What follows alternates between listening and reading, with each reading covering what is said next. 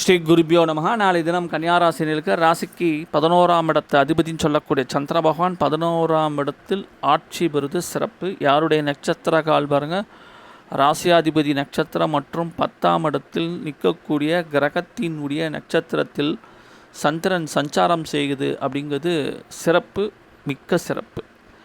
அப்போது நாளை தினம் பார்த்திங்கன்னா கன்னியாராசினியர்கள் ஸ்டேஷ்னரி கடை வச்சுருக்கவங்க, புக் ஸ்டால் வச்சுருக்கிறவங்க, அவங்களுக்கெல்லாம் பார்த்திங்கன்னா நாளைய தினம் ஒரு ரெட்டிப்பு லாபங்களை கிடைக்கக்கூடிய அமைப்புகள் உண்டு.